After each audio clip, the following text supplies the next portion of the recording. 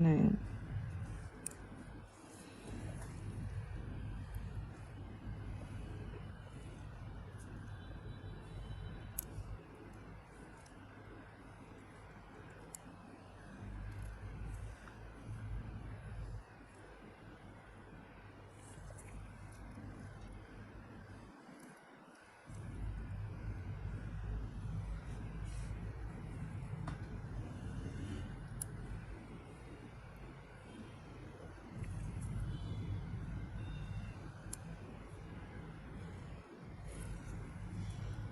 Có nhiều cách dưỡng đó. Một thì người ta phải từng buổi, hay là phải lên là em trao luôn cho nó dễ.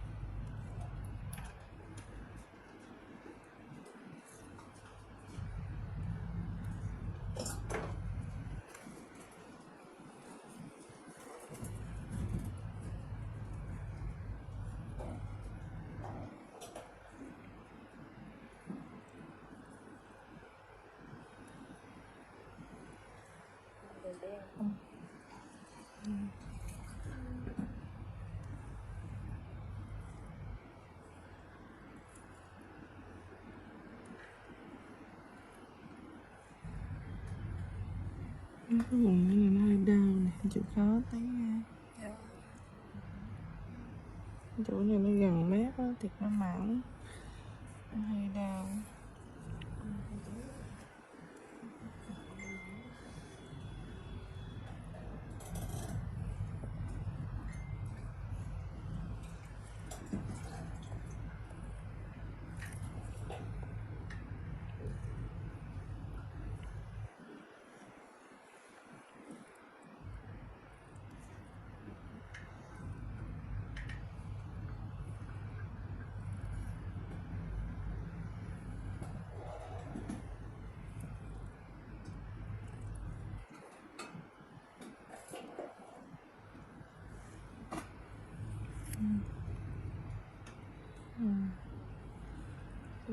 Để đây tay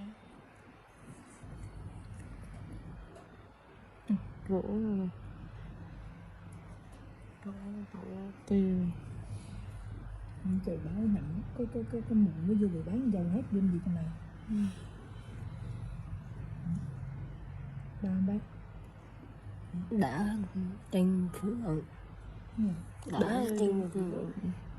Đau nhưng mà bé chịu được cô già. Kinh chưa? Nó là gì đây nhất không đây. Đây mấy bữa nó ít, nó đâu có đau vậy. Dạ đúng rồi. Đây. Chăm sóc cái này rồi tôi xin hàng tay trái, chăm sóc cái này phải lo phải đi tới.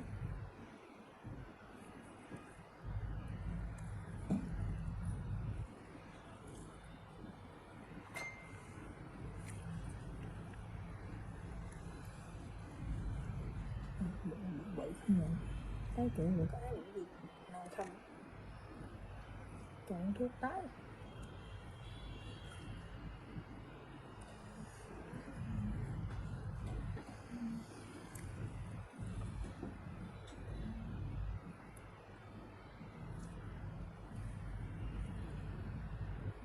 Cố lên nghe làm sao nè.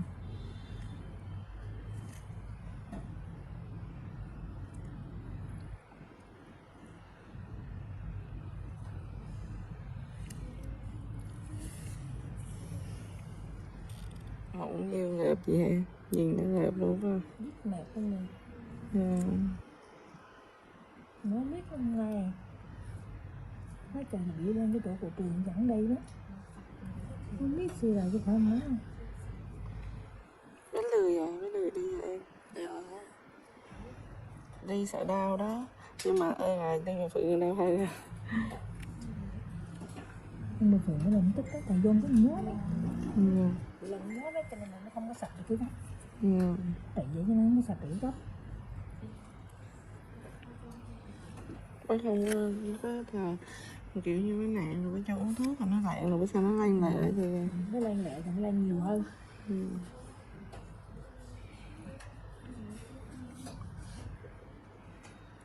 Uống chịu, Đấy nó chịu được, nó chịu được. con uống chịu đau này nữa. Ừ.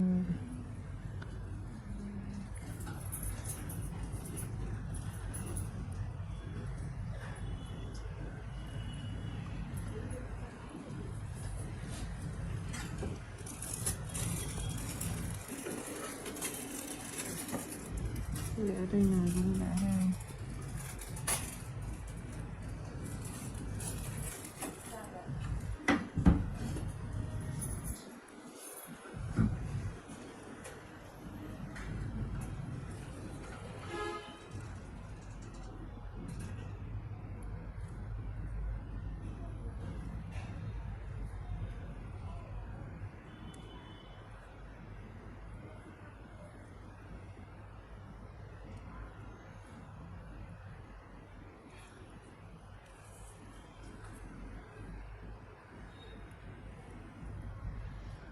Nó bật bật luôn.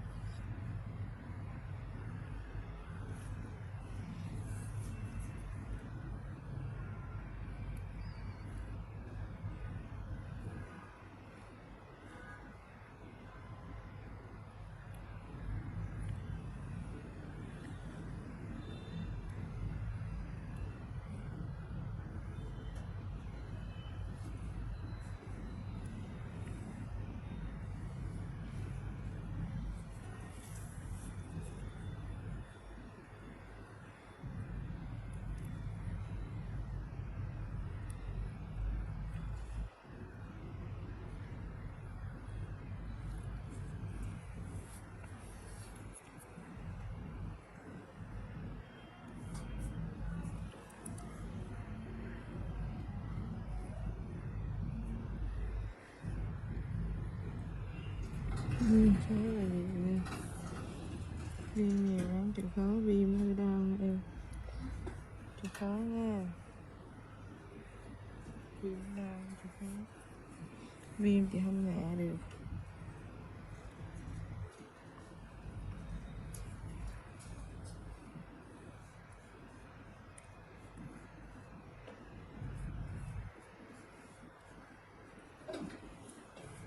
Viêm hết.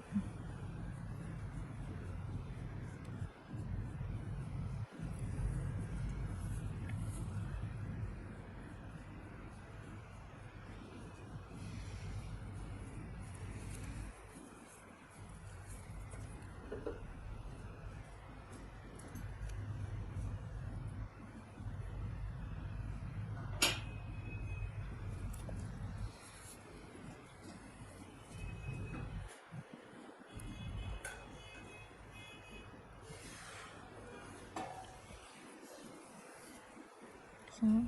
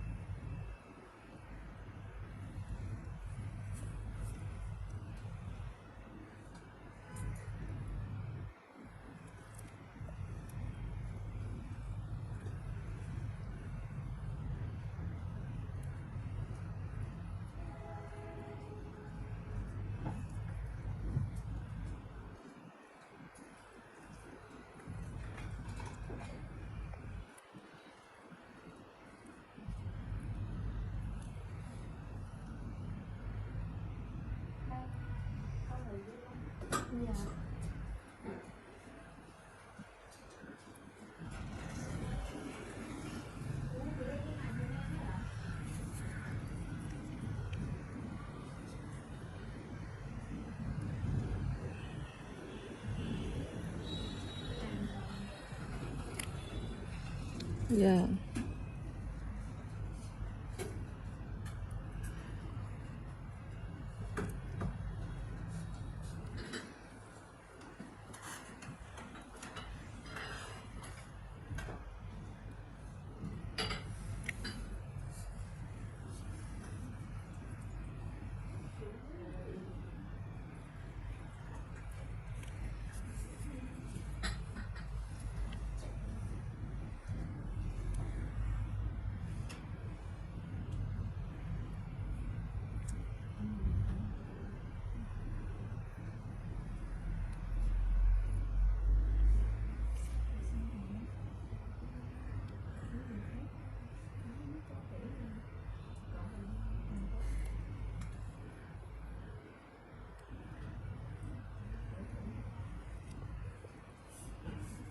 xong rồi chị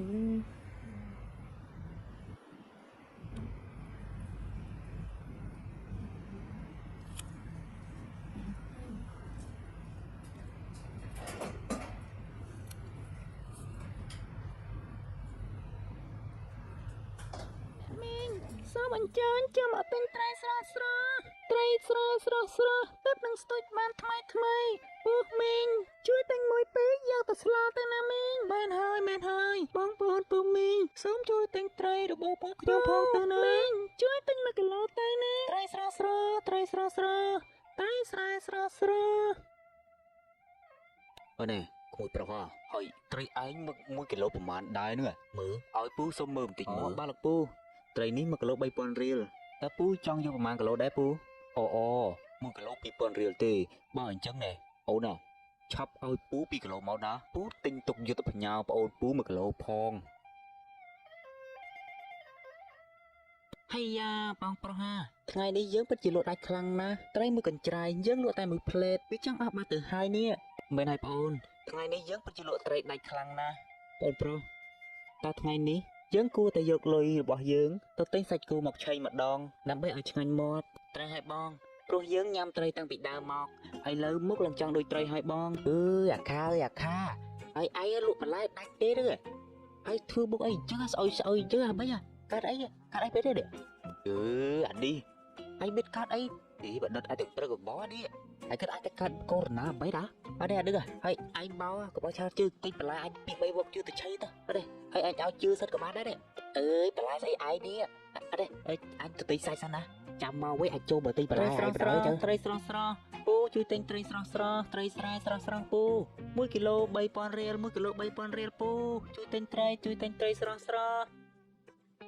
đây à cậu nèឲ្យត្រីពូ1គីឡូបោះដែរហើយ1គីឡូ1បាតដែរក្មួយបាទ1គីឡូ3000រៀលពូអញ្ចឹងច្រកឲ្យពូ1គីឡូបោះដែរនេះលោកពូត្រីសូមលោកពូយកត្រីទៅពិសាចុះខ្ញុំមិនគិតលុយគិតកាក់ពីលោកពូទេអើយហើយឯងចិត្តល្អបែបនេះឯងមិនខាតស្លាប់ហើយទេអីក្មួយអត់ទេយកលុយទៅដែរក្មួយខាតចំណេញអីលោកពូនេះវាជាទឹកចិត្តបន្តិចបន្តួចតែប៉ុណ្ណោះកាលដែលខ្ញុំនៅក្មេងលោកពូធ្លាប់ឲ្យលុយខ្ញុំចាយអញ្ចឹងខ្ញុំមិនដែលភ្លេចគុណលោកពូម្ដងណាឡើយត្រូវហើយលោ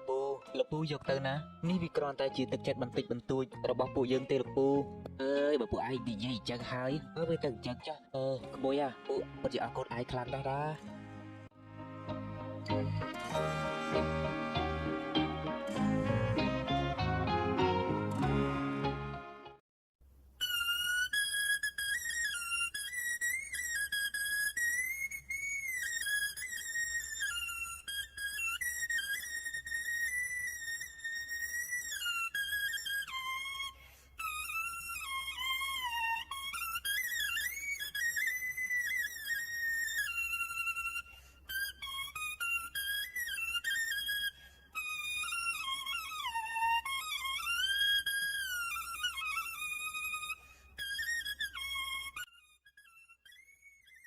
បងប្រុសបងគិតថា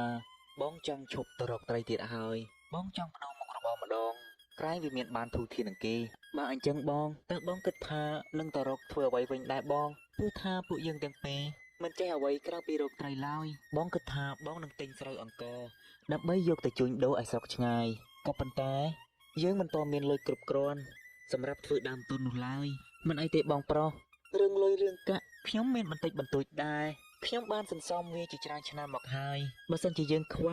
យើងអាចទៅខ្ចី អ្នកភូមិយើងខ្លះទៅដើម្បីយកមកធ្វើដើមរកស៊ីបងប្រុសឯងពិតជាមានគំនិតល្អណាស់យើងខ្ចីលុយអ្នកភូមិដើម្បីយកមកធ្វើដើមរកស៊ីហើយនៅពេលដែលយើងរកស៊ីមានហើយចាំយើងយកលុយទៅសងពួកគាត់វិញ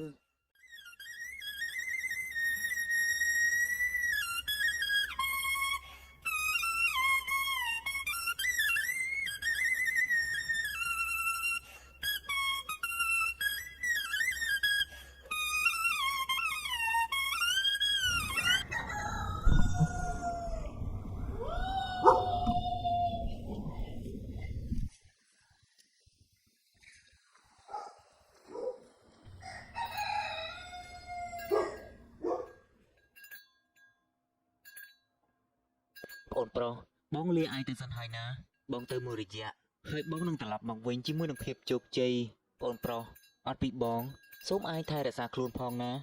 បានបងមិនអីទេបងទៅចុះខ្ញុំអាចថែរក្សាខ្លួនឯងបានហើយបងកុំអារម្មណ៍អីគិតតែពីបងទៅឯស្រុកឆ្ងាយសូមបងថែរក្សាខ្លួនផងណាក្រោយពីពួកគេធ្វើការលាគ្នារួចហើយមេតាជាបងប្រុសគេក៏ធ្វើដំណើរចាក់ចេញទៅ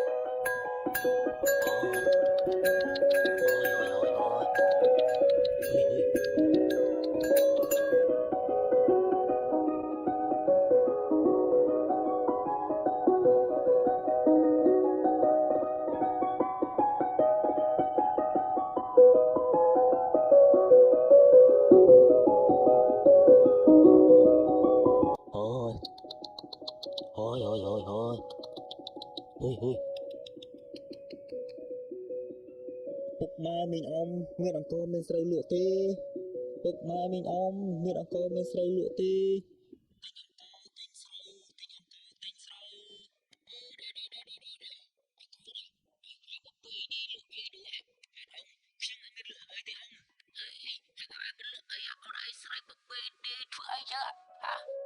អូខ្ញុំមិនមែនជាអ្នកលក់ទេអ៊ំខ្ញុំជាឈ្មួញស្រូវអង្គអន្តើអ៊ំហើយខ្ញុំពពាយនាយនេះខ្ញុំពពាយនាយទិញស្រូវអង្គអន្តើអើអញ្ចឹងប្រហែលជាតែជាអ៊ំវាមានបញ្ហាហើយអត់ទេអាក្មួយហើយក្មួយឯងទិញស្រូវអង្គមកគីឡូប្រហែលដែរនេះបើត្រូវថ្លៃអ៊ំរកលក់4ដល់20បាវដែរបាទលោកអ៊ំខ្ញុំទិញ1គីឡូ1000រៀល5កាក់ហើយអ៊ំស្រូវមានប្រមាណក៏ខ្ញុំយកដែរណាឲ្យតែអ៊ំមានស្រូវលក់អញ្ចឹងយកស្រូវអ៊ំហ្មងទៅដោះអ៊ំចង់លក់20បាវដែរ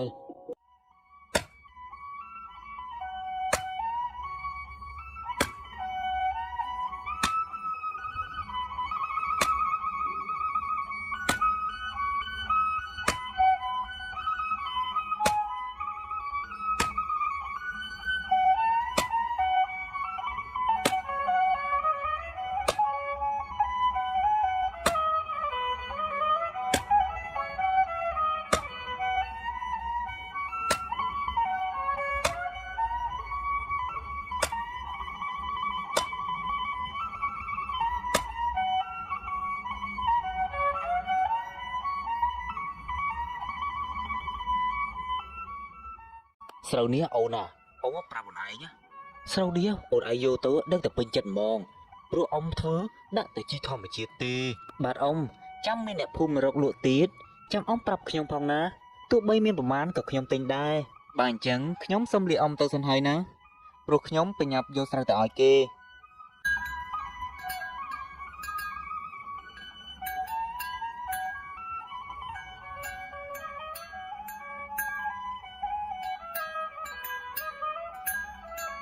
អត់ទេពួកអត់ដៃហើយពួកអីញប់ដៃយកជើងឡើងដល់ហើយលើកដាក់រៀបស្រូវឲ្យស្រួលបួលផងកុំចាប់តែយើងប្រាប់វិញកុំឲ្យយើងហត់បាត់ជាមួយពួកឯងពេក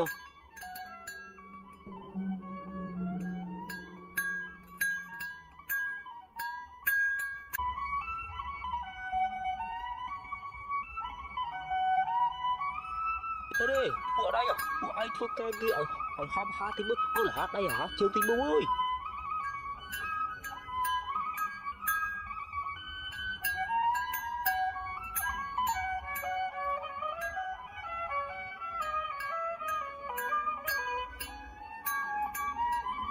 ណែអាបញ្ញាឯងថាណាសងលុយយើងវិញហាកាលមកខ្ចីអញដបងថារយៈពេលខ្លីទេនឹងសងអញវិញតែពេលនេះល្មិចទៅហើយហានេះឡើងមួយឆ្នាំហើយហ្នឹងកាលណាសងលុយអញហា បាទអ្នកមីងចាំបងប្រុសរបស់ខ្ញុំគាត់មកពីរកស៊ីសិនណាមីងខ្ញុំនឹងមានលុយសងមីងវិញ ចាំតាឲ្យអញចាំដល់ពេលណាទៀតបើមួយខែទៀតណាអញមិនឃើញលុយសងអញឲ្យគ្រប់ចំនួនទេណាអញនឹងរឹបអស់ផ្ទះឯងហើយវ៉យ បងប្រុសតើបងទៅឲ្យស្រុកឆ្ងាយបងមានសុខទុក្ខចិត្តណាហើយឬមួយបងបានភ្លេចប្អូនម្នាក់នេះហើយមែនទេពេលនេះបងដឹងទេថាផ្ទះរបស់យើងគេចិត្តរឹបអូសហើយ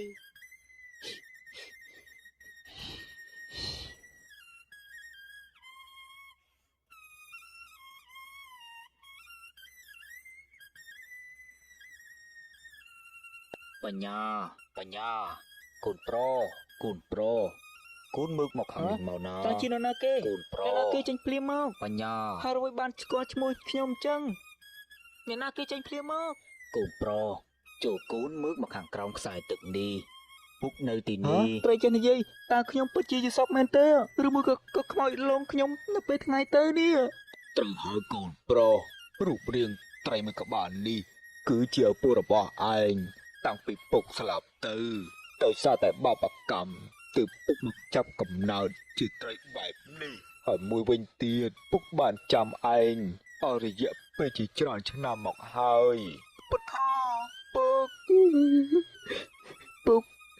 ហើយទៅវិញបានជាពុកក្លាក់ខ្លួនទៅជាបែបនេះ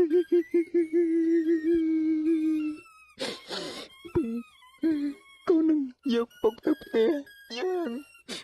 កូននឹងចិញ្ចឹមថែរក្សាពុកទៅតែយើងវិញ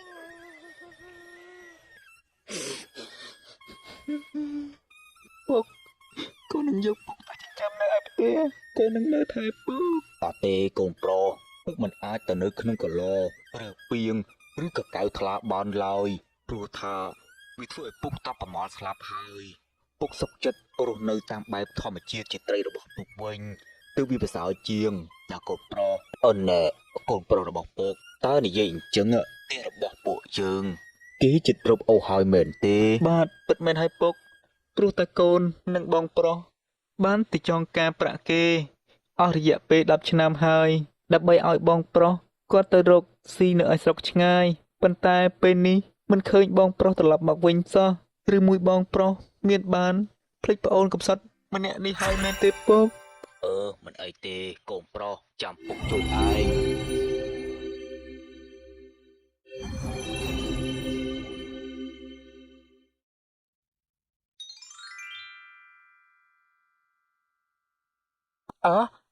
តើវាជាកន្លែងអ្វីទៅពុកកូនប្រុសនេះវាជាកន្លងមាសណាកូនវាជាកន្លងមាសមែនទេពុកវាជាកន្លងមាសមែនទេពុកពេលនេះកូនបានយកទៅសងគេហើយ កូនពិតជាអរគុណពុកខ្លាំងណាស់លោកពុកកូនពិតជាអរគុណលោកពុកខ្លាំងណាស់តទៅនេះដីរបស់យើងមិនត្រូវគេរឹបអូសទៀតទេកូនប្រុសស្ដាប់ពុកសិនត្បិតតែនៅក្នុងកន្លងនេះវាសិតតែមាសមែនក៏ប៉ុន្តែឯងម្នាក់ឯងមិនអាចបើកកន្លងនេះបានទេតើតែមានបងប្រុសរបស់ឯងដែរហើយត្រូវតែរំចិត្តអាចបើកយកមាសទាំងនេះបាន ក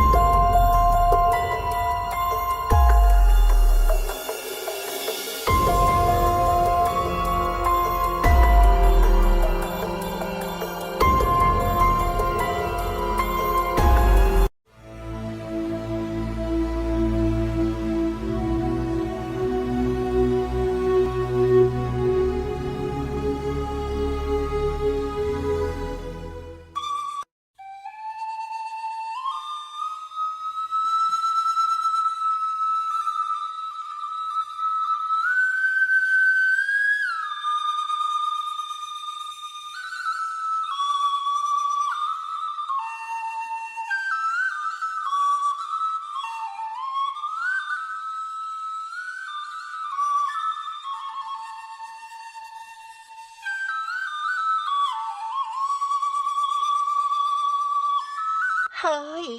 ដើរផ្សារចុះឡើងមួយព្រឹកទៅហើយរកមើលគ្មានរបស់ស្អីទំនងសោះរបស់នេះក៏មិនគួរទិញរបស់នោះក៏មិនគួរទិញមិនដឹងថាគួរទិញស្អីទៅហើយប៉ុន្តែនៅផ្សារនេះមានតំណែងច្រើនដែរតាលោកស្រីម្ចាស់លោកស្រីដើរមើលបន្តទៀតសិនទៅប្រកាសជាទិញបានមិនខានទេមិនហើយលោកស្រីកំពុងតែមានទម្ងន់ផងលោកស្រីគួរតែទិញសម្លៀកបំពាក់ជូនអ្នកនាងទៅតែម្ដងទៅលោកស្រីតើល្អដែរទេលោកស្រីម្ចាស់ណាយើងក៏ចង់ទិញដែរប៉ុន្តែសម្លៀកបំពាក់នៅទីនេះវាមិនស្អាតមិនឆើតឆាយដូចនៅព្រះនគរទេមែនហើយថ្មនេះប្រហែលជាលោកបងមកពីធ្វើការវិញហើយយើងត្រូវប្រញាប់ទៅផ្ទះឲ្យបានមុនលោកបងបានមិនដូច្នោះទេប្រកាសជាត្រូវមកលោកបងទៀតហើយនៅពេលនោះក៏មានយាយចាស់ម្នាក់ដើរមកបុកនឹងលោកស្រីរាជនី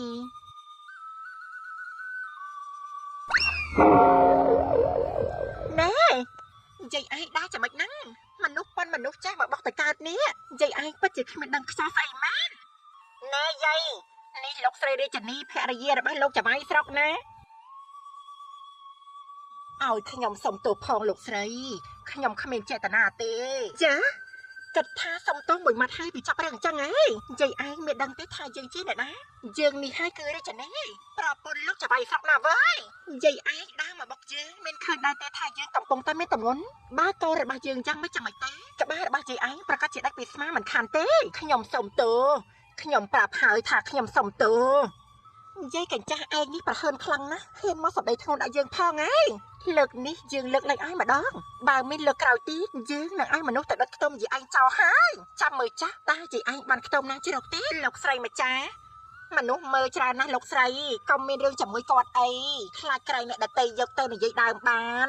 លោកស្រីត្រឡប់ទៅផ្ទះវិញទៅល្អជាងណាទៀនម្ចាស់យើងទៅវិញក៏បានឃើញមុខយាយកញ្ចាស់នេះយើងគ្មានអារម្មណ៍ដើរផ្សារទៀតទេនិយាយចាប់លោកស្រីរាជនីនិងអ្នកបម្រើស្រីក៏ដើរចេញទេយ៉ាងលឿនយើនាងលោកស្រីចិត្តអាក្រក់នាងចិត្តខ្មៅមើងងាយសំបីតែមនុស្សចាស់ចំណាស់ម្ដាយខ្លួនយើងមិនលើកលែងឲ្យនាងឯងទេនាងឯងហ៊ានប្រមាថយើងនឹងធ្វើឲ្យនាងឯងចប់ឈាមរស់នៅគ្មានសេចក្តីសុខនាងឯងចាំតែមើលទៅរយៈពេលមួយសប្តាហ៍ក្រោយមកលោកស្រីរាជនីក៏បានឈឺពោះឆ្លងទន្លេនៅពេលនោះលោកចៅហ្វាយស្រុកក៏បានហៅឆ្មបមកជួយបង្កើតកូនឲ្យ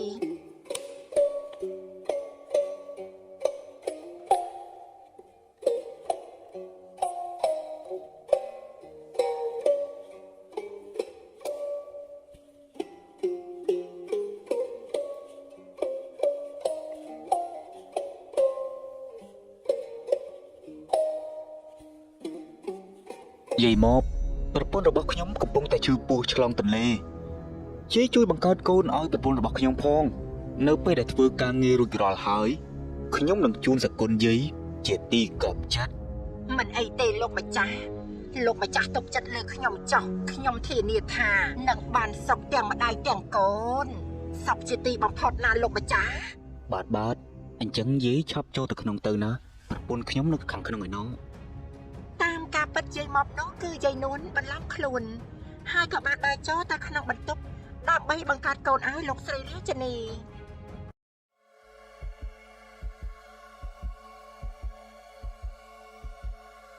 អូយឈឺពោះណាអូយឈឺពោះខ្លាំងណាអូយទ្រាំសិនទៅចិត្តកើតហើយខំប្រឹងឡើងណាអូយ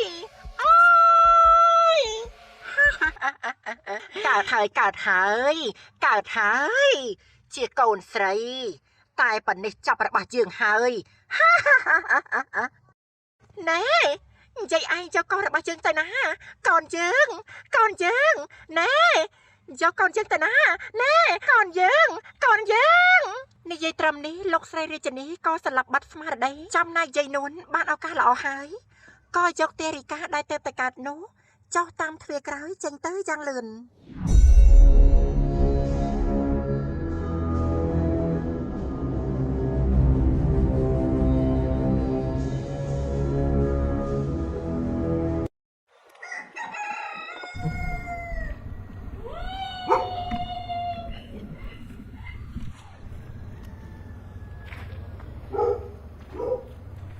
ឡើង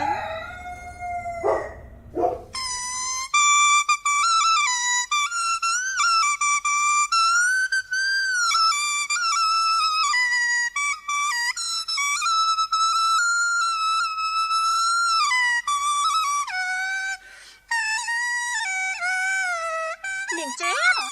មីល្ងងឯងយកកូនយើងទៅទុកនៅទីណាខ្ញុំខោហើយលោកស្រីនាងចាម បានហើយអូនឈប់យំទៅអូនសរសៃខ្ចីផងកុំបារម្ភខ្លាំងពេកក្រែងវាប៉ះពាល់ដល់សុខភាពណាចំណែកឯរឿងកូនយើងឯនោះវិញបងបានចាត់ចែងរួចហើយបងបានឲ្យមនុស្សចេញតាមទៅចាប់វាមកនោះហើយសូមអូនកុំបារម្ភអីណា អត់ទេកូនស្រីរបស់យើងទៅតកើតថ្មនេះគេបានទឹកដោះមកពីណាបាយទៅយាយកញ្ចាកុំឲ្យយើងរកឯងឃើញឲ្យសោះយើងមិនឲ្យឯងរួចខ្លួនទេឯងចាំតែមើលទៅនាងចាមចាលោកស្រីរៀបចំប្រទេសឲ្យយើងត្រូវតាមរកយាយកញ្ចានោះឲ្យតតែឃើញប៉ុន្តែលោកស្រីទៅតែឆាប់ទៅភ្លាមទៅ អូនកុំទៅអីរឿងនេះទុកឲ្យបងជាអ្នកចាត់ចែងបងដឹងថាត្រូវធ្វើយ៉ាងណាហើយអូនព្យាយាមសម្រាប់ឲ្យបានច្រើនទៅណាដើម្បីឲ្យឆាប់រឿងដៃរឿងជើង តែបងត្រូវសន្យាជាមួយអូនសិនណា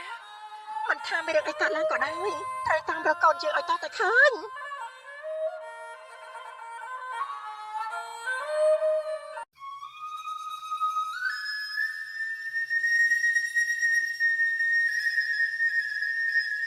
កាលពីព្រៃនាយមានសេដ្ឋីម្នាក់បានដាំរុក្ខជាតិម្យ៉ាងដែលមានឈ្មោះថាដើមនាំសំណាងនៅក្រៅផ្ទះរបស់គាត់ការដែលគាត់ដាំរុក្ខជាតិប្រភេទនេះគឺដោយសារតែគាត់មានជំនឿថានៅពេលដែលវាផ្លែវានឹងនាំសំណាងមកឲ្យគាត់ជារៀងរាល់ឆ្នាំពួកអត់ហើយញ៉ពួកឯងធ្វើការយាមកាមឲ្យបានស្រួលបួលវើយប្រយ័ត្នបោះហេះមានគេចូលមកលួចដំណាំរបស់យើងពួកឯងនឹងមានទោសជាមិនខានឡើយ បាទទទួលបានលោកម្ចាស់ខ្ញុំដឹងហើយបាទលោកម្ចាស់ពួកខ្ញុំធានាថាមិនឲ្យឬសត្វណាឬអាចោរណាវាមកលួចបេះដំណាំរបស់លោកម្ចាស់ទេលោកម្ចាស់ក៏មិនបារម្ភស្អីទុកចិត្តលើអាពីក្បាលខ្ញុំចោះអត់ទេសុយអញដូចឆ្ងល់ដល់ហើយលោកម្ចាស់ដឹងជឿរឿងអីអញ្ចឹងទេដើមឈើឯណានាំសំណើឲ្យដល់យើងចំណាស់នឹងហើយអើយនៅតែជឿឲ្យរឿងអញ្ចឹងទៀតនេះឯងនេះកំត់អី ហើយប្រយ័ត្ននិយាយដើមលោកម្ចាស់ហ្នឹងតែគាត់លឺនឹងឯងជុកបាត់ជើងឃើញមានក្បាលនៅកឯង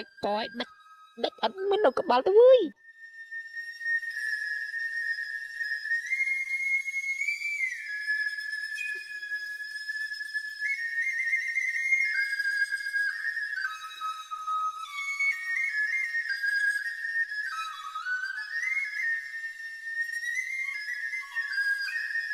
អាយ៉ាត Hãy giọt ơi, ơi hãy giọt, gợp lại code,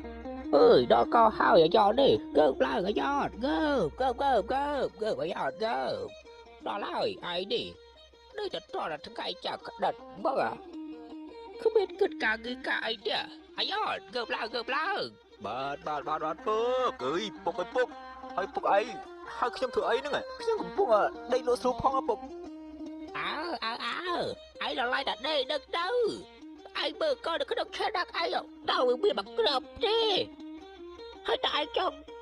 ai mà đưa cả trong đặt đi để nó bạn thì trong ai chuyện bế này bạn này Phúc bạn này Phúc chụp gì bịa đại lưng tư cái trong thăng đó Phúc gì đàn đại ai đó đặt ngay nưng ក្រោយពីនាយកបានប្រកែកជាមួយពុករបស់គេយ៉ាងចាស់ដៃហើយគេក៏បានកាន់ចបជីកទៅស្រែហើយជីកក្តាមបាត់ទៅ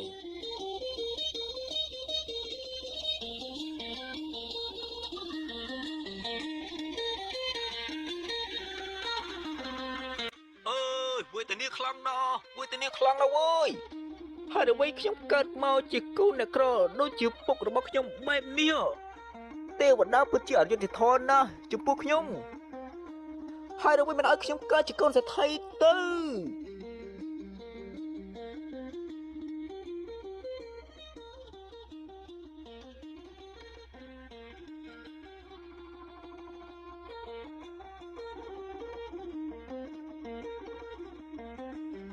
đã bao mình tích so chúng mình ở rộng thơ ở cầm lăng bát hơi chúng tư sầm rạc trong đam chơi nụ mình tích sân hơi trong mình cầm lăng hơi ចាំបន្តដំណើរទៅជីកក្តាមនៅស្រែទៀតក៏មិនទាន់ហួសពេលដែរ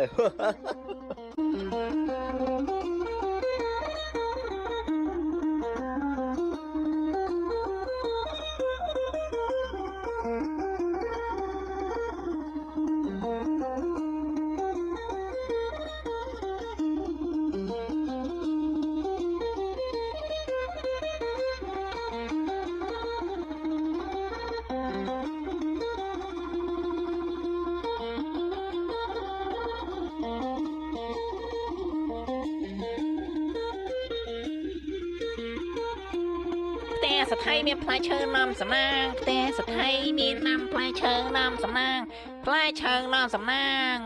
ផ្ទះសថៃមានផ្លែឈើនាំសំណាងផ្ទះសថៃដាំផ្លែឈើនាំសំណាង អូយអូយអូយសាត់សេផ្ទះសថៃ ពុតជាមកស្រ័យដំខានយើងពេកហើយ នាំសំណាង ឈប់ស្រ័យដំខានយើងភ្លាមទៅហើយនេះហើយយើងឯនឹងទេហើយយើងកំពុងតែដេក ផ្ទះសថៃមានផ្លែឈើនាំសំណាងផ្ទះសថៃដាំផ្លែឈើនាំសំណាង ណែចៅសេចតើផ្លែអ្វីដែលនាំសំណាងដែលឯងនិយាយនោះ ផ្ទះលោកសេដ្ឋីមានផ្លែឈើនាំសំណាងបើសិនជាឯងបានស៊ីវាហើយឯងនឹងមានសំណាងពេញមួយឆ្នាំណា ហ៎ផ្លែឈើនាំសំណាងផង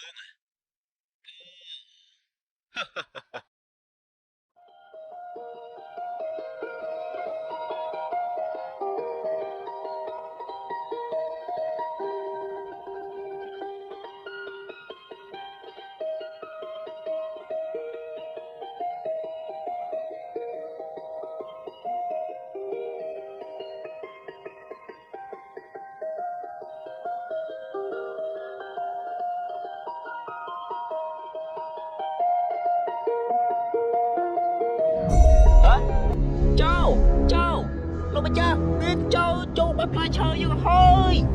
មានចូលបែបផ្លែឈើយើងហើយពួកយើងចាប់ដេញវាទៅណាចូលបែបផ្លែឈើហើយលោកម្ចាស់ចូលទៅដេញវាឲ្យវាឆាប់ដេញវាភ្លាមទៅឲ្យឌឺស្រ័យទៅអើយ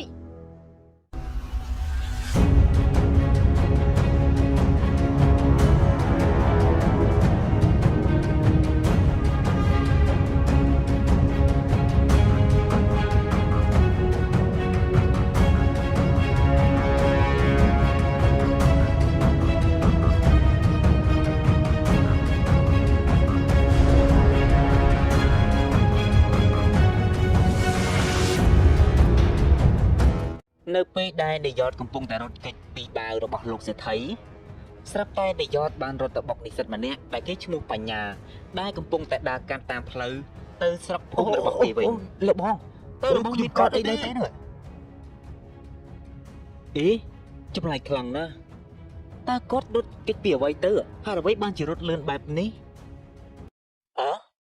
តើនេះវាជាផ្លែអ្វីទៅហាវាពិតជាគួរឲ្យចង់បរិភោគណាស់ឈប់ភ្លាមអាចោតួឯងចង់រត់ទៅណាក៏រំរួចដែរ បែរអីតួឯងមិនស្លាប់ហោះដូចយន្តហោះទៀតក៏ឯងរត់រួចដែរអើយឆាប់ក៏ភ្លាមព្រឹកឆាប់ក៏ខ្លួនភ្លាមរឹង ទេខ្ញុំមិនមែនជាចោទេ ឆាប់បិទភ្លាមទៅផោះស្តាងនៅដៃឯងហើយឯងនឹងចង់បកែកទៀតតោះពួកយើងឆាប់ចាប់វាភ្លាមទៅ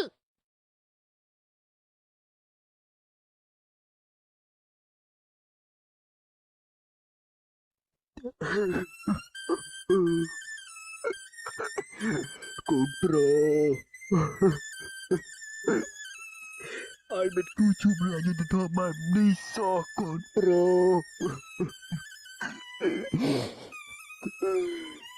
hỏi đây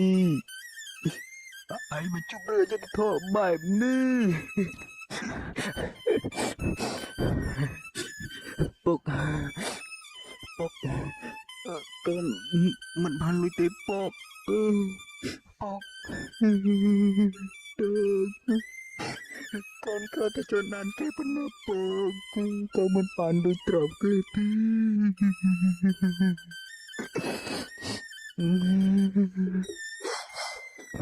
con pro bốc dah hai banyak bốc tincap ai có daiរបស់ពេកពុកដឹកច្បាស់ណាស់ថា ថាឯងជាមនុស្សបែបណាកូនប្របញ្ញាប៉ុន្តែកូនកំភៃអីពុកនឹងរងចិត្តទៅថយកូនទៅតែបានកូនប្រសូមកូនកំភៃអី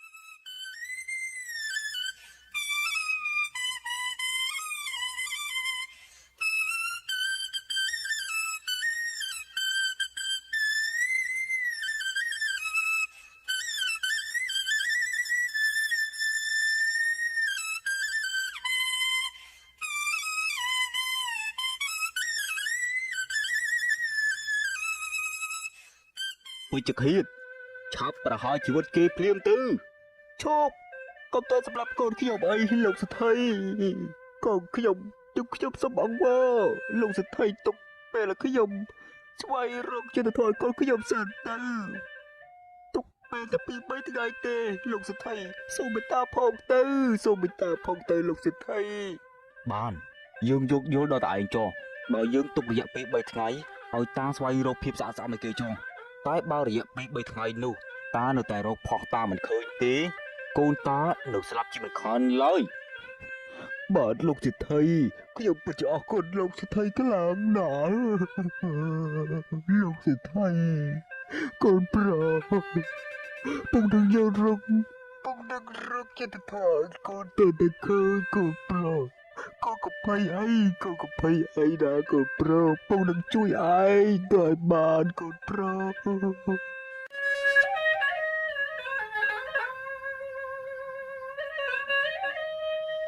កូនប្រុសសុំកូនកុំភ័យអីណាពុកនឹងរកគេមកជួយកូន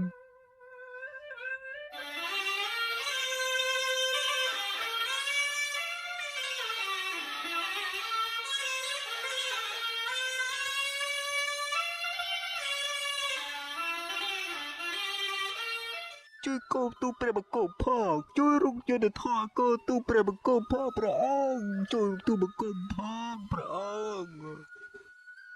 ក្រោយពីព្រះរាជាបានជ្រាបរឿងនេះហើយព្រះអង្គក៏បានចាត់ទាហានឲ្យទៅកោះហៅសេដ្ឋីមកចូលគាល់ព្រះអង្គភ្លាម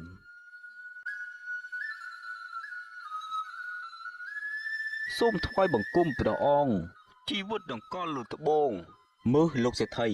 ឮថាលោកចង់ប្រហារជីវិត មនុស្សដែលគ្មានទោសកំហុសមែនទេលោកសេដ្ឋីក្រាបទូលព្រះអង្គពិតមែនហើយតែរសារកូនប្រុសគេម្នាក់នេះបានលួចបេះផ្លែឈើនប់សម្រាងរបស់ខ្ញុំម្ចាស់ព្រះអង្គលោកសេដ្ឋីតើមុននឹងលោកកាត់ទោសគេតើលោកបានស៊ើបអង្កេតរឿងក្តីនេះប្រមាណថ្ងៃហើយក្រាបទូលព្រះអង្គខ្ញុំមិនបានស៊ើបអង្កេតទេសេដ្ឋីលោកមិនបានបើកការស៊ើបអង្កេតទេ ចុះហេតុអ្វីបានលោកគិតថាគេជាចោរដែលបានលួចទ្រព្យរបស់លោកសេដ្ឋីយើងនឹងចាត់វិធានការបើកការស៊ើបអង្កេតរឿងក្តីនេះឡើងវិញទីហ៊ានជួឯងទៅពិនិត្យចំការនោះភ្លាមទៅបង្គំស៊ើបទទួលបញ្ជាព្រះអង្គ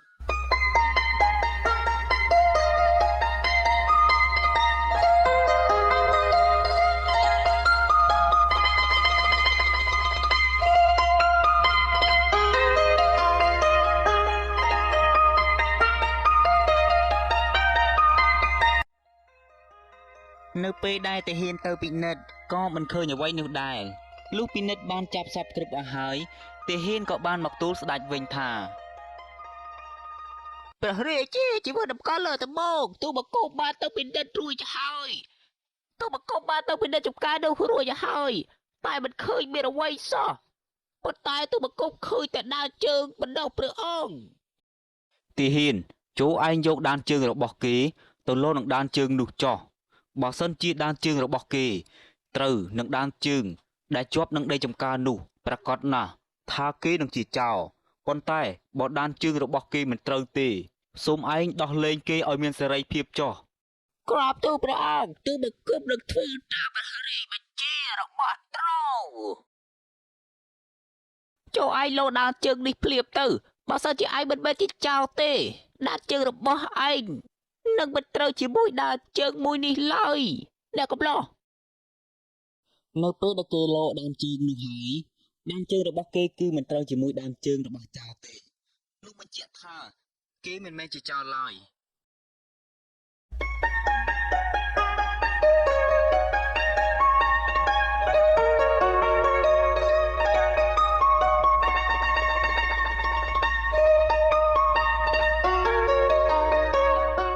លោកសេដ្ឋីតើលោកដឹងទេថាលោកប៊ីនឹងសម្លាប់មនុស្សដែលគ្មានទោសកំហុសម្នាក់បាត់ទៅហើយដោយសារតែការកាត់ក្តីរបស់លោកគ្មានការស៊ើបអង្កេតត្រឹមត្រូវច្បាស់លាស់ជាមុនសិនសេដ្ឋីយើងនឹងដាក់ទោសលោកដោយបែងចែកទ្រព្យសម្បត្តិរបស់លោកពាក់កណ្ដាលមកឲ្យឪពុកកូនពីរនាក់នេះព្រះអង្គជាបុត្រតម្កល់លើត្បូងទូបង្គំពិតជាអស់ព្រះគុណព្រះអង្គខ្លាំងណាស់ព្រះអង្គទូបង្គំនឹងសន្យាថាទូបង្គំនឹងមិនធ្វើរឿងបែបនេះទៀតទេ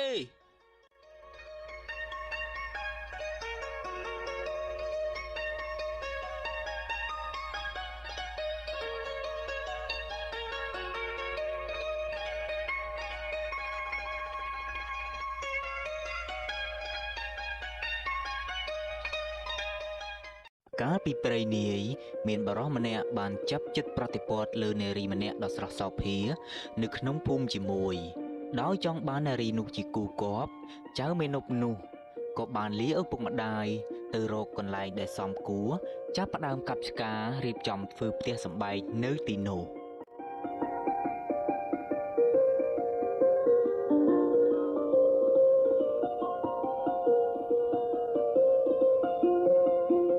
អូយអូយអូយអូយហើយលបងដើរទៅណាហ្នឹងឯងមកឡើងជាទៅមើលខ្ញុំមកបងអូបងលបងខ្ញុំដើរទៅពូខាងមុខឯណោអូយើងទៅផ្លូវជាមួយគ្នាតើលបងអញ្ចឹងលបងឡើងជិះទៅតែខ្ញុំមកណា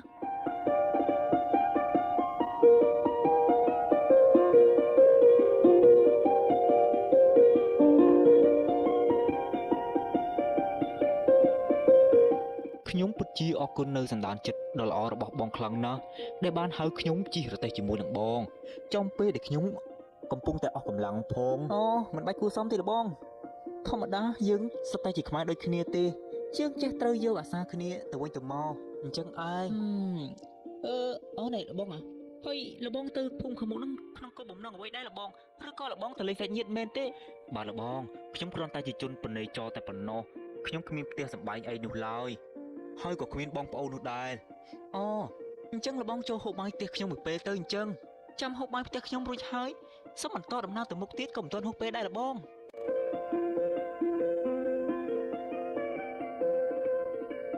ខ្ញុំពិតជាអរគុណលបងខ្លាំងណាស់សម្រាប់បាយមួយពេលនេះអូនលបងពេលនេះមេឃដូចជាល្ងឹតហើយថែមទាំងរោគភ្លៀងទៀតផងខ្ញុំបន្តដំណើរទៅមុខទៀតក៏មិនកើតដែរតើខ្ញុំអាចសុំផ្ទះលបងស្នាក់នៅមួយយប់បានទេបាទលបងមិនអីទេទោះមួយខែក៏មិនអីដែរព្រោះថាខ្ញុំទើបរើសរស់មកនៅទីនេះទេហើយក៏មិនទាន់ស្គាល់អ្នកណាដែរបាទលបងមិនស្នាក់នៅទីនេះបានជាគ្នានឹងខ្ញុំផងក្រោយពីម្ចាស់ផ្ទះធ្វើការយល់ព្រមហើយពួកគេក៏បន្តការនិយាយគ្នារហូតដល់យប់ជ្រៅហើយក៏ដេកលង់លក់ដោយមិនដឹងខ្លួន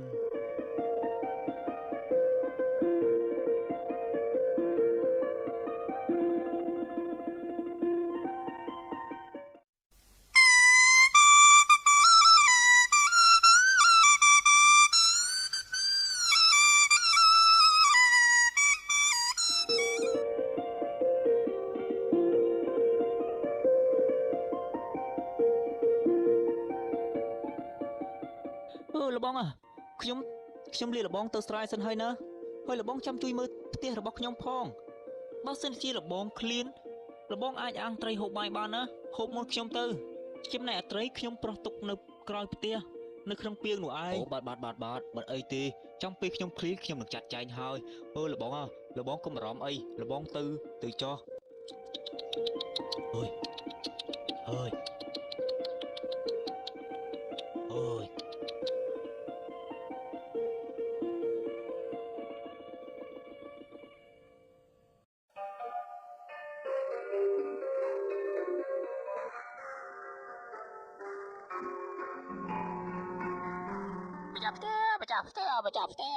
ម្ចាស់ផ្ទះហើយដើរកំឡោះហើយឲ្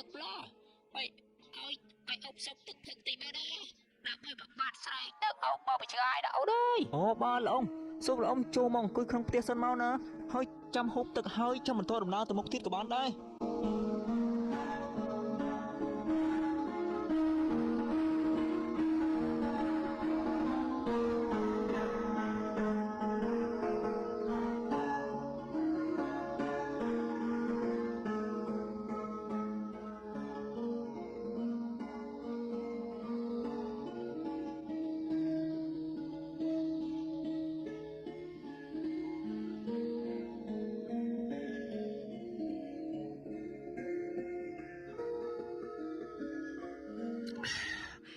ហើយតែពូបាត់ស្រីទឹកហើយហើយបន្ទាប់ពីបាត់ផឹកទឹកដល់តែជារបស់ក្មួយហើយប្រុសម្ចាស់ផ្ទះដែលចិត្តល្អបែបនេះ បាទពូមិនអីទេយើងសុទ្ធតែជាអ្នកភូមិផងរបងជាមួយតើ បាទក្មួយប្រុសពូពិតជាអរគុណខ្លាំងណាស់អត់ទេហើយក្មួយប្រុសពូសូមបន្តដំណើរទៅមុខទៀតហើយណាពូមិនបាននៅទៅជែកគ្នាលេងជាមួយក្មួយយូរទេក្មួយប្រុសបើសិនជាក្មួយចង់ពឹកពាក់ពូអីក្មួយអាចទៅរកពូបានណាផ្ទះពូនៅចុងភូមិឯណោះហើយផ្ទះពូមានដើមស្វាយ3ដើមនៅមុខផ្ទះ អូបាទពូបើមានពេលទំនេរខ្ញុំនឹងទៅលេងផ្ទះរបស់ពូម្ដងមិនអីទេពូខ្ញុំស្គាល់ពីទីតាំងហើយអញ្ចឹង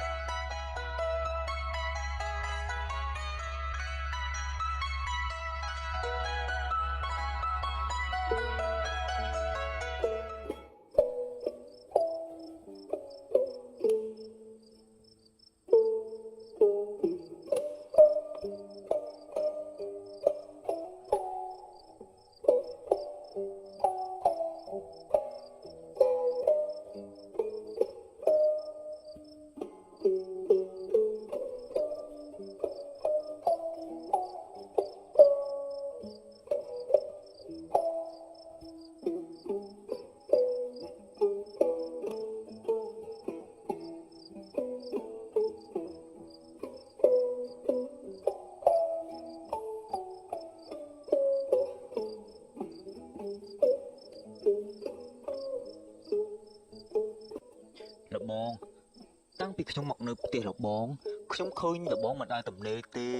លបងបលឹមបាត់ទៅលុបចូលខ្ញុំងើបសឹងមិនតាន់បងពិតជាមនុស្សសាច់ការមែនហើយមើងមាត់ទៀតផង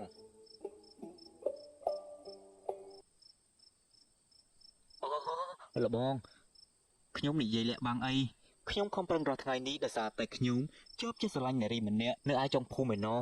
ទើបខ្ញុំខំប្រឹងរកលុយដើម្បីឲ្យពុកម៉ែចូលស្ដីនាងធ្វើជាប្រពន្ធនឹងណាលបងខ្ញុំពិតជាចំណាយលបងដល់ហើយនេះលបងទើបតែអាយុប៉ុណ្ណេះសោះ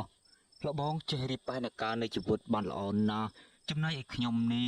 តែតោលគ្មានទីពឹងមិនដឹងថាកោះនៅត្រូវឯណាទេ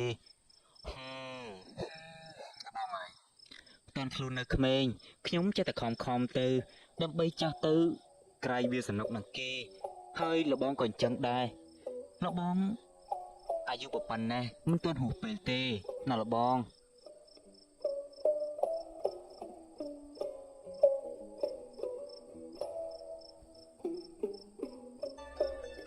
មួយខែកន្លងផុតទៅ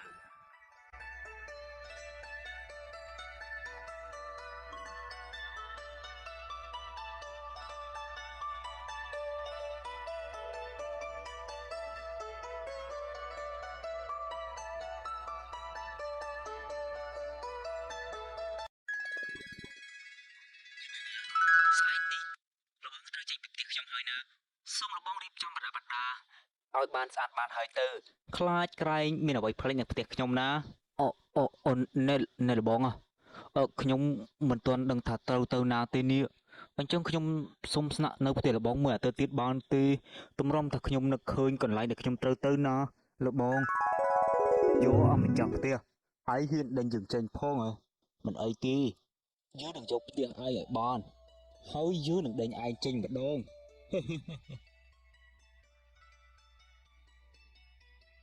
អូយើងនឹកឃើញហើយឯងចាំតែចេញពីផ្ទះនេះទៅអាម្ចាស់ផ្ទះចង្រៃចៅសុំចតដោយគេមានភាពលុបលន់គេក៏ចង់បានផ្ទះនោះមកធ្វើជាផ្ទះរបស់ខ្លួនរួចគេក៏មានកម្រងមួយដើម្បីបណ្ដេញម្ចាស់ផ្ទះនោះចេញហើយគេក៏ចាប់ផ្ដើមរាប់អស់គ្រឿងផ្ទះរនៀបរនូតរណបបង្កង់រណែងផ្ទងផ្លានមានដំណឥតដំណនៅស្លឹកប្រាក់ធ្នូសពគ្រប់ហើយគេក៏បានកត់ចំណាំនិងចងចាំទុក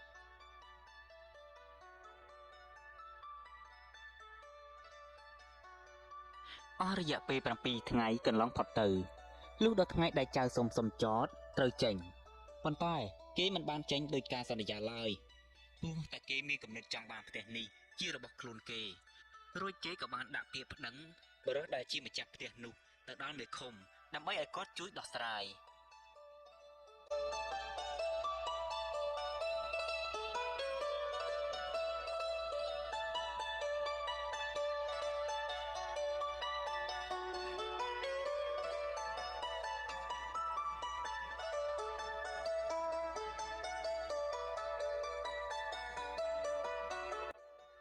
មើលចៅទាំងពីរ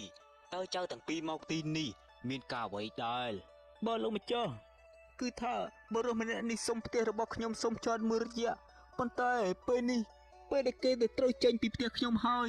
តែគេមិនព្រមចេញសោះបែរជាគេថាផ្ទះនេះជាផ្ទះរបស់គេទៅវិញលោកម្ចាស់អត់ទេលោកម្ចាស់វាមិនមែនជារឿងពិតទេលោកម្ចាស់គេទេដែលជាអ្នកសុំចោតខ្ញុំនោះហើយគេចង់បានផ្ទះរបស់ខ្ញុំធ្វើជាកម្មសិទ្ធិរបស់គេផ្ទាល់ខ្លួនអាមនុស្សនេះវាពិតជារមើលគុណខ្លាំងណាស់លោកម្ចាស់គេទេដែលជាចោរពិតប្រាកដលោកម្ចាស់មើលចៅបើវាជាផ្ទះរបស់ចៅឯងមែនតើចៅឯងមានអ្វីជាភ័ស្តុតាងដែរទេបាទលោកម្ចាស់លោកមេឃុំគ្មានទេប៉ុន្តែវាជាផ្ទះរបស់ខ្ញុំពិតមែនលោកមេឃុំអត់មានភ័ស្តុតាងទេមើលចៅខាងនេះ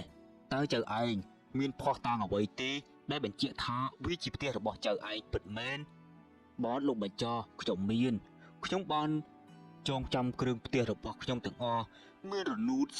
31រនាប901រណប21បង្កង់មាន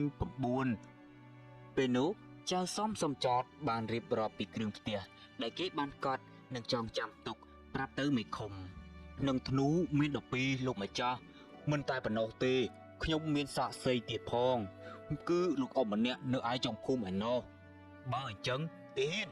ចូលឯងទៅពិនិត្យគ្រឿងផ្ទះនិងទៅអញ្ជើញលោកអ៊ំម្នាក់ដែលជាសាក្សីមកភ្លាម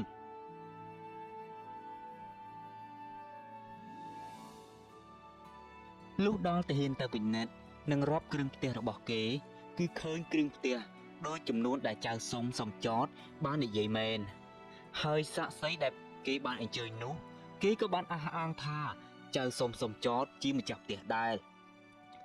លោកបៃចាលោកបៃខោមចៅខាងដែរគេគឺជាម្ចាស់ផ្ទះពិតប្រាកដមែនព្រោះថាខ្ញុំតែតែចូលផឹកទឹកផ្ទះគាត់ជារឿងរាល់ថ្ងៃដែលឃើញយកធ្វើដំណើរពីស្រែមកវិញដែរលោកបៃចាគាត់ចិត្តល្អខ្លាំងណាស់លោកបៃចា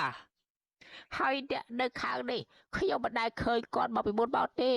គេមិនមែនជាម្ចាស់ផ្ទះទេលោកបៃចាអើយលោកម្ចាស់ខ្ញុំចេញទៅស្រែតាំងពីព្រលឹមរហូតដល់ព្រលប់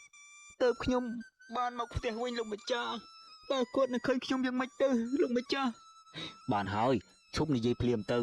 នាំតែខាទឹកមាត់ទេអ្នកកំឡោះខាងនេះទេដែលគេជាម្ចាស់ផ្ទះពិតប្រាកដព្រោះថាគេមានសាក្សីនិងផុសតាងឯងវិញមិនមែនជាម្ចាស់ផ្ទះទេដូច្នេះយើងឲ្យអ្នកកំឡោះខាងនេះគឺជាអ្នកឈ្នះលោកម្ចាស់អយុធធម៌ណានេះជាផ្ទះរបស់ខ្ញុំទេលោកម្ចាស់គេទេតែជាអ្នកសុំចោលខ្ញុំលោកម្ចាស់ឯងនេះ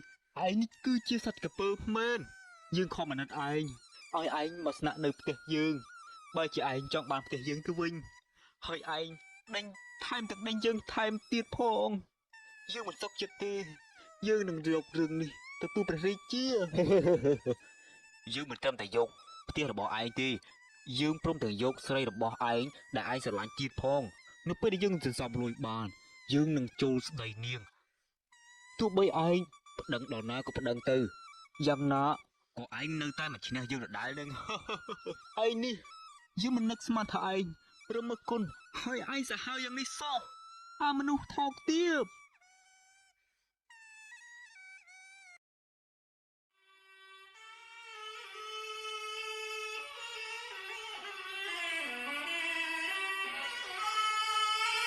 ចៅទាំងអស់គ្នាសុទ្ធតែថាខ្លួនជាម្ចាស់ផ្ទះគ្រប់គ្នាបែបនេះយើងពិបាកនឹងដោះស្រាយខ្លាំងណាស់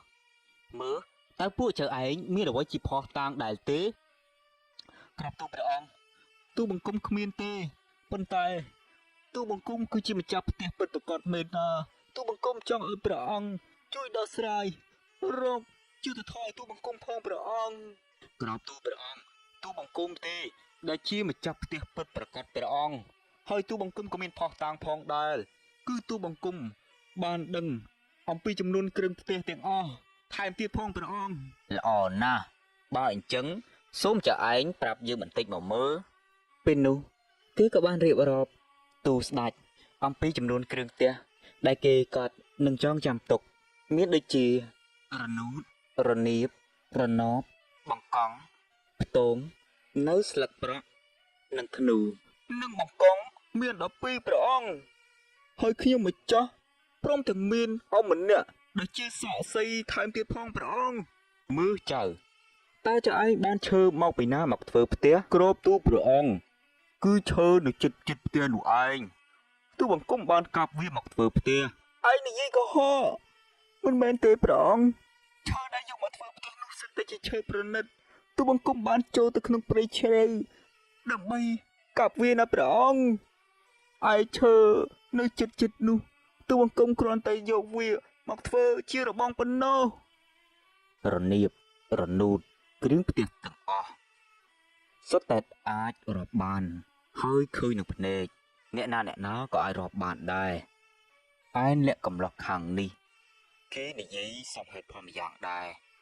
ព្រោះថាឈើទាំងអស់សុទ្ធតែជាឈើប្រណិតមិនអាចយកឈើគិនផ្ទះយកមកធ្វើបានទេព្រះអង្គទូបង្គំបាននឹកឃើញហើយទូបង្គំបាននឹកឃើញរឿងម្យ៉ាងហើយព្រះអង្គមើលចៅតើចៅឯងនឹកឃើញរឿងអ្វីទៅចូលចៅឯងប្រាប់យើងមកមើលក្រាបទូព្រះអង្គម្ចាស់កាលដែលទូបង្គំធ្វើផ្ទះនោះមានសសរមួយដែលវែងជាងគេដោយសារតែទូបង្គំស្ដាយឈើពេកទើបទូបង្គំមិនចង់កាត់ចេញទើបទូបង្គំជីករណ្ដៅឲ្យជ្រៅរួចសម្លោះសសរនោះទៅក្រោមដីដើម្បីឲ្យស្មើនឹងសសរផ្សេងទៀតព្រះអង្គល្អណាស់បើអញ្ចឹងទាហានចូលឯងទៅពិនិត្យផ្ទះនោះភ្លាមទៅទទួលបជាព្រះអង្គ